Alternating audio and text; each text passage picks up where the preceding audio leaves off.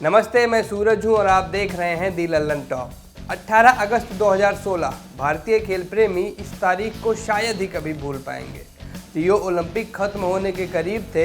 Medal tally में भारत के नाम के आगे अब भी जीरो था। इसी दिन सिर्फ 23 साल की रेसलर साक्षी मलिक ने रियो 2016 में भारत को पहला मेडल दिलाया।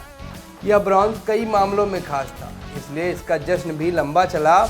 जश्न अब खत्म हो चुका है। कैलेंडर दर कैलेंडर आगे बढ़ते हुए साल हो गया है 2020।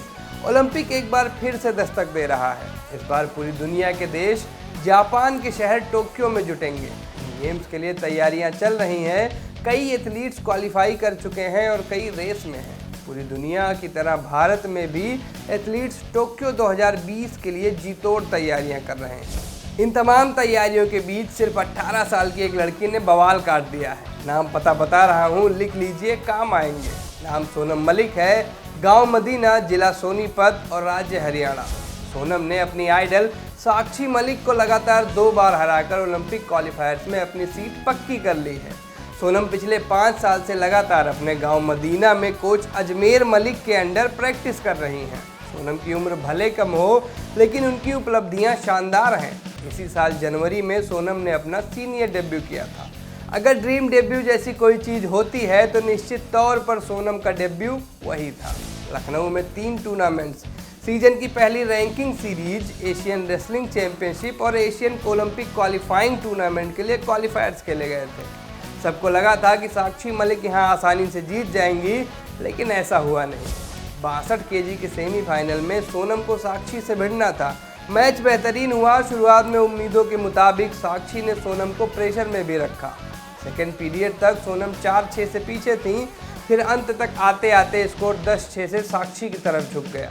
आखिरी 3 सेकंड में सोनम ने 4 पॉइंट का ऐसा दांव चला कि साक्षी और उनका कैंप देखता ही रह गया। स्कोर 10-10 हुआ और लास्ट पॉइंट स्कोर करने के नियम के आधार पर सोनम ने मैच जीत लिया।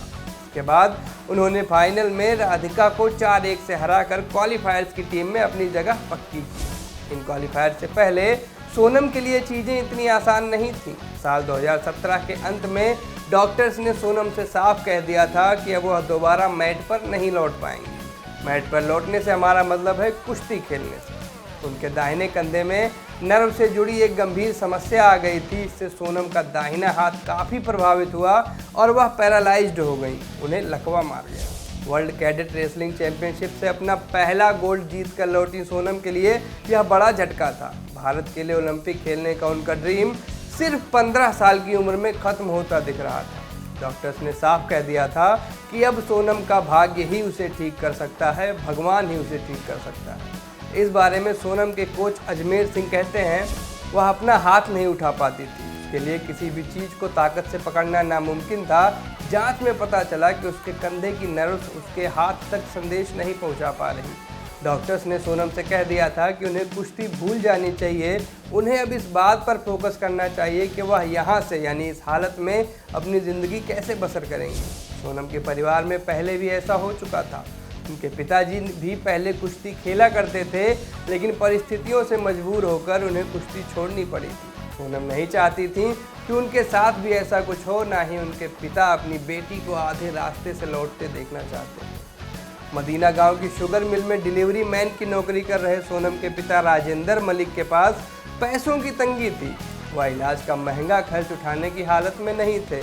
इस बारे में टाइम्स ऑफ इंडिया से बात करते हुए उन्होंने एक बार कहा था, अपनी कम कमाई के चलते मैं उसे किसी बड़े शहर के बड़े डॉक्टर के पास नहीं ले जा सकता था। हमने देसी तरीकों का इस्तेमाल किया। मैं सोचता हूं कि भगवान ही चाहते थे कि वह दोबारा से मैट पर लौटे, इसलिए वह सिर्फ 6 महीनों में ठीक हो गई। ठीक होने के बाद सोनम ने 2018 की वर्ल्ड कैडेट रेसलिंग चैंपियनशिप में ब्रॉन्ज और फिर अगले साल इसी इवेंट में गोल्ड मेडल जीता। साक्षी को हराने के बाद सोनम रोम में उतरी। वहां उनकी कुहनी में चोट लगी, जिसके चलते वह पहले ही राउंड में बाहर हो गई। इसके बाद दिल्ली में एशियन रेसलिंग चैंपियनशिप हुई।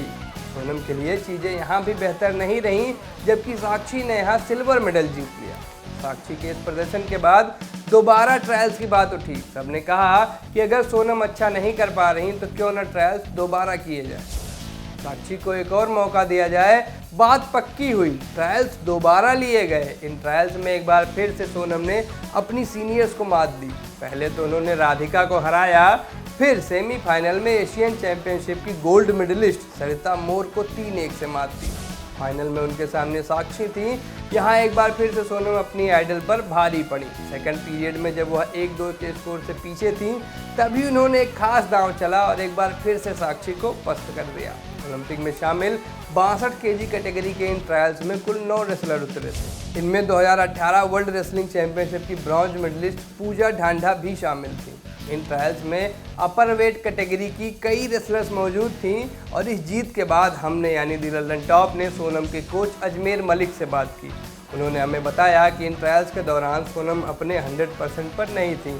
100% पर नहीं थी यानी पूरी तरह फिट नहीं थी, तैयार नहीं थी। उन्होंने कहा, साक्षी को इस तरह से हराना इस युवा रेसलर के लिए बड़ी अचीवमेंट है। सोनम ने उनकी कड़ी परीक्षा ली और यह रोम में लगी कोहनी की चोट के बाद हुआ। वह अभी तक उस चोट से उबर नहीं पाई है, यहाँ तक कि उसने अच्छे से ट्रेनिंग तक नहीं की है। सीनियर्स को लगा था कि वह युवा और अनुभवहीन सोनम को डोमिनेट कर लेंगी, लेकिन मैंने उससे कहा था कि ऐसे हाल में जीतना काफ़ी बड़ा होगा और उसने हमें गौरवान्वित किया। अब सोनम को ओलंपिक क्वालिफायर्स खेलने हैं। वहाँ से अगर वह ओलंपिक बर्थ हासिल कर पाई तो उम्मीद है कि टोक्यो से मेडल के साथ ही लौटेंगी और देश को एक बार फिर से जश्न मनाने का मौका देंगी। अगर आपने यह वीडियो फेसबुक पर देखा है तो हमारे फेसबुक पेज को लाइक करिए। अगर आपने इसे यूट्यूब पर देखा तो हमारे यूट्यूब चैनल को सब्सक्राइब करिए। ये स्टोरी आपको कैसी लगी ये आप कमेंट सेक्शन में बता सकते हैं। साथ ही साथ गूगल प्ले स्टोर पर मौजूद हमारे ऐप को डाउनलोड करिए और रहिए खबरों से सबसे पहले अपडेट। नमस्ते, मेरा नाम सूरज है। कैमरे के पीछे मेरा साथ दे रहे हैं रूहानी। शुक्रिया।